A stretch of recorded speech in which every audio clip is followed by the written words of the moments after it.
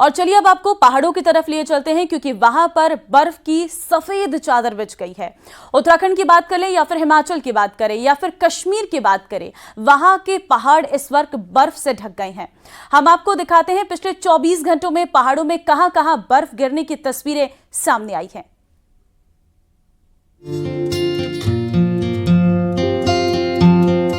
पहाड़ों पर सीजन की पहली बर्फबारी शुरू हो गई है। केदारनाथ, बद्रीनाथ से लेकर शिमला तक पहाड़ों पर बिछ गई सफेद चादर।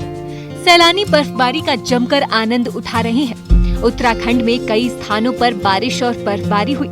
केदारनाथ, गंगोत्री, यमुनोत्री, चक्राता समेत राज्य के ऊंचाई वाले कई इलाकों में बर्फ पड़ रही है। चमोली में लगातार हो रही बर्फबारी के बाद बद्रीनाथ धाम की तस्वीर देखिए। बद्रीनाथ धाम में चारों तरफ बिछ चुकी है बर्फ ही बर्फ। भारी बर्फबारी के कारण मास्टर प्लान के काम भी प्रभावित हुए हैं। वहीं केदारनाथ धाम में भी इस सीजन की पहली बर्फबारी हुई है। ऐसा लग रहा है मानो केदारपुरी ने बर्फ की चादर ओढ़ ली है। केदारपुरी में हुई बर्फबारी से पूरी घाटी चांदी की तरह सफेद हो गई है। वहीं बद्रीनाथ धाम में हुए स्नोफॉल से हर तरफ बर्फ ही बर्फ दिखाई दे रही है, तो गंगोत्री और यमुनोत्री धाम भी बर्फ की चादर में लिपटी हुई दिखाई दे रही है। चोपता को मिनी स्विट्जरलैंड कहा जाता है। बर्फबारी ने चोपता को वाकई स्विट्जरलैंड जैसा खूबसूरत बना दिया है, जिसके कारण यहाँ आने वाले पर्यटक बेहद खुश दिखाई दे रहे हैं। बागेश्वर के उच्च हिमालयी क्षेत्र में मौसम की पहली बर्फबारी हुई है। खाती, बाछम, किलपारा के साथ लीती और शामा में स्नोफॉल हुआ है। वहीं बर्फ गिरने से निचले इलाकों में भी ठंड बढ़ गई है। बर्फबारी से अब पहाड़ों में पर्यटकों की संख्या बढ़ने की उम्मीद जगी है। उच्च हिमालयी क्षेत्रों में बर्फबारी हुई है और इसके लिए पहले से ही निर्देशित किया गया था, तो खाद्यान्न वगैरह जो हमारे गोदाम वहाँ पर हैं उनको उनमें पूर्व से ही रख लिया गया था। साथ ही साथ जो ऐसे स्थल हैं जहाँ पर संवेदनशीलता रहती है, तो वहाँ पे जेसीबी की तैनाती भी पूर्व से ही कर दी गई थी। मशहूर पर्यटक स्थल चक्राता में पहली बर्फबारी के बाद पर्यटकों के चेहरे खिल उठे हैं। प्रदेश में निचले इलाकों में जहां देर रात रिमझिम हल्की बारिश से मौसम सुहावना हुआ, वहीं चक्राता की ऊंची चोटियों पर देर शाम सीजन की पहली बर्फबारी देखने को मिली। पहाड़ों में क्रिसमस और न्यू ईयर से पहले अच्छी बर्फबारी हुई है। बर्फबारी के बाद कारोबारी भी खुश हैं। वहीं औली घूमने आए सैलानी भी बर्फबारी का लुत्फ उठाते नजर आ रहे हैं। पहाड़ों पर हर किसी को लंबे समय से हिमपात का इंतजार था। सीजन की आज औली में पहली बर्फबारी है। काफी अच्छा है कि इस बार अच्छे टाइम पे यहाँ पे स्नोफॉल हो चुका है और काफी टूरिस्ट यहाँ पे आ रहे हैं। लोग काफी खुश हैं, एंजॉय कर रहे हैं। वेस्टर्न डिस्टर्बेंस से पहाड़ में मौसम बदल गया है और पहाड़ों में बूंदाबांदी और बर्फबारी शुरू हो गई है। मौसम विज्ञान केंद्र ने देहरादून, हरिद्वार, टिहरी, पौड़ी, नैनीताल और उधम सिंह नगर के लिए भी बारिश का अलर्ट जारी किया है। वहीं बारिश और बर्फबारी से तापमान में 3 से 6 डिग्री तक गिरावट आ गई है। Bureau report, news 18।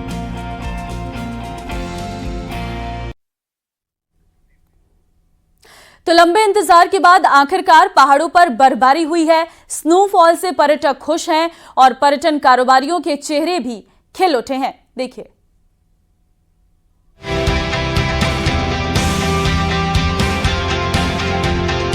उत्तराखंड में मौसम का मिजाज बदल गया है और ऊंचाई वाले इलाके में बर्फ की सफेद चादर बिछ गई है। चमोली में विश्व प्रसिद्ध पर्यटक स्थल औली में सीजन की पहली बर्फबारी हुई है। इसके साथ ही बद्रीनाथ धाम, जोशीमठ में बर्फबारी होने से एक ओर जहां तापमान में गिरावट दर्ज की गई, वहीं हेमकुंड साहिब के मुख्य पड़ाव घांघरिया में मौसम की पहली बर्फबारी हुई। लगभग 5 इंच बर्फ घांघरिया में गिरी है। क्रिसमस और न्यू ईयर से ठीक पहले अच्छी बर्फबारी होने से पर्यटक कारोबारी भी बेहद खुश हैं। काफी अच्छा है कि इस बार अच्छे टाइम पे यहाँ पे स्नोफॉल हो चुका है और काफी टूरिस्ट यहाँ पे आ रहे हैं। लोग काफी खुश हैं, एंजॉय कर रहे हैं और ये हम लोग के लिए सबसे बेस्ट है कि अभी हमारे होने वाले विंटर गेम भी यहाँ पे नेशनल विंटर गेम भी होने हैं, जिसके लिए बर्फबारी काफी अच्छी इस बार देखने को मिल रही है। मैं आज पहली बार यहाँ औली आया और पहली बार ये बर्फ गिरते हुए देखा। बहुत अच्छा लग रहा है, बहुत खूबसूरत नज़ारा हो चुका है। पहले भी आपने स्नोफॉल देखा है?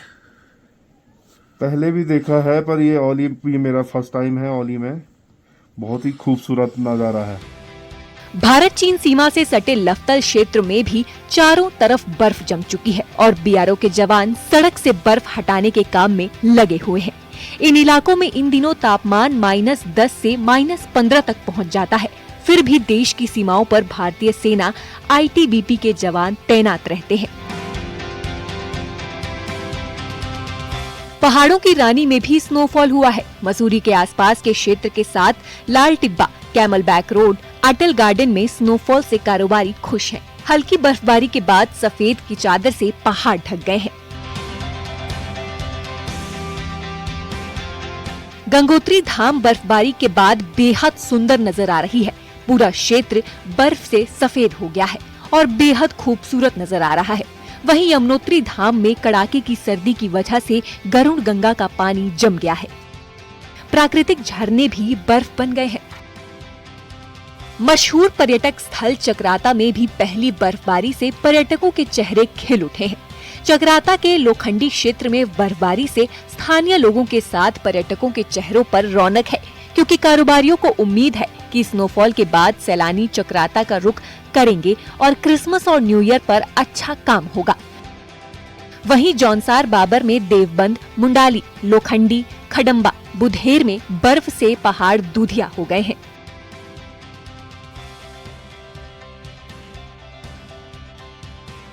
आखिरकार वो समय आ गया है क्योंकि बर्फबारी शुरू हो चुकी है।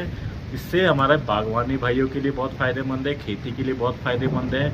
और जो है हमने ये सोचा था कि क्रिसमस और न्यू ईयर पे जो है बुकिंग्स नहीं आ रही थी क्योंकि सब लोग बर्फबारी का पूछ रहे थे, लेकिन बर्फबारी हो चुकी है चक्राता में स्टार्ट, लोखंडी में स्टार्ट। और जो है अब जो है टूरिस्ट भाइयों के लिए भी संदेश है कि आइए हमारा चक्राता में आइए, बर्फबारी शुरू हो चुकी है। लंबे समय के बाद पिथौरागढ़ के ऊंचे इलाके बर्फ की सफेद चादर में लिपट गए हैं। मुनस्यारी, गुंजी, कुटी और नाबी जैसे इलाकों में जमकर बर्फबारी हुई है। बर्फबारी होने से उन सैलानियों के चेहरे खिल उठे हैं जो इन दिनों यहाँ घूमने आए हैं। सैलानी बर्फबारी का जमकर मजा ले रहे हैं। सीजन की पहली बर्फबारी से जहाँ पर्यटन कारोबार को फायदा होने की उम्मीद है, वहीं खेती और काश्तकारी को भी इससे फायदा होगा। ऊपरी इलाकों में बर्फबारी होने से निचले इलाकों में भी पारा तेजी से लुढ़का है। बर्फबारी का नज़ारा आप देख ही रहे हैं। बहुत सुंदर मौसम हो चुका है और सब ज़्यादा से ज़्यादा यहाँ टूरिस्ट पर्यटक भी आएंगे। सरोवर नगरी नैनीताल में भी लंबे इंतजार के बाद बर्फ गिरी है। धानाचूली में सीजन की पहली बर्फबारी हुई है। जमकर हुई बर्फबारी से इलाके में ठंड बढ़ गई है। वहीं स्नोफॉल होने से पर्यटकों के चेहरे खिल उठे हैं और साथ ही सेब की फसल के लिए स्नोफॉल भी फायदेमंद है। Bureau report, news 18।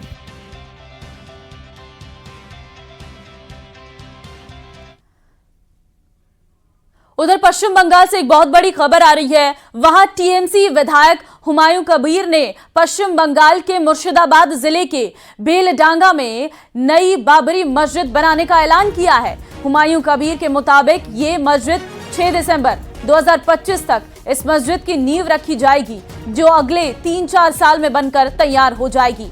टीएमसी विधायक ने बयान दिया है कि बंगाल में 35% और मुर्शिदाबाद में 70% मुसलमान रहते हैं और वो उन मुसलमानों को सम्मान देने के लिए अपने इलाके रेजी नगर के पास मुर्शिदाबाद में बाबरी मस्जिद का निर्माण करेंगे।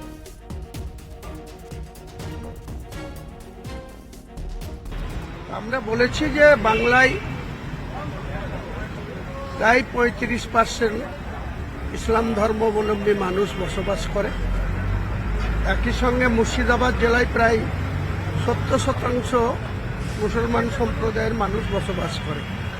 তাদের আবেগকে গুরুত্ব দিয়ে সম্পূর্ণ নিজেদের মধ্যে একটা ট্রাস্টি তৈরি করে যারা বিভিন্ন সমাজের আমাদের মুসলিম সমাজের মধ্যে থেকে যারা মাদ্রাসা চালায়, মাদ্রাসার যে সমস্ত কর্তা ব্যক্তিরা আছেন অর্থাৎ সেক্রেটারি, প্রেসিডেন্ট, ট্রেজারার যারা আছেন, এই সমস্ত তাদের লোককে নিয়ে এবং এছাড়াও যারা অনেক ইম্পর্টেন্ট মানুষ আছে তাদের নিয়ে একটা ট্রাস্টি তৈরি করা হবে। সেই ট্রাস্টিটা অবশ্যই আগামী 2-3 মাসের মধ্যেই সম্পন্ন করা হবে নর্মস মেনে বা নিয়মকে গুরুত্ব দিয়ে। এবং আমাদের আশা যে আমরা 2025 সালের 6 ডিসেম্বর এটার একটা ভিত্তি স্থাপন করব। और टीएमसी के हुमायूं कबीर के इस ऐलान के बाद अब सियासत शुरू हो गई है। बीजेपी के सुवेंदु अधिकारी ने इसे टीएमसी का एजेंडा करार दिया है। Statement is completely the agenda of Trinamool Congress and her.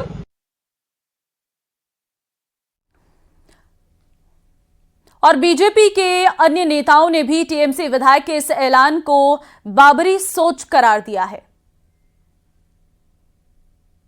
मुख्यमंत्री जिस तरह से तुष्टीकरण का राजनीति करते हैं पश्चिम बंगाल में, सरकारी खास जमीन भी अगर हड़प ले और मस्जिद बना दे तो भी मुख्यमंत्री कुछ नहीं बोलेंगे 30% के लिए। तो ये तो बर्दाश्त नहीं होता है और बंगाल के हिंदू देख रहे हैं, इसका जवाब 26 में मिलेगा। बाबर की जो मानसिकता है वो कौन सी है?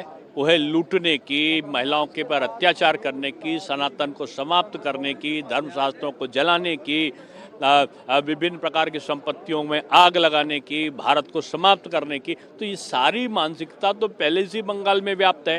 यानी जो बाबरी सोच है वो पहले से ही है।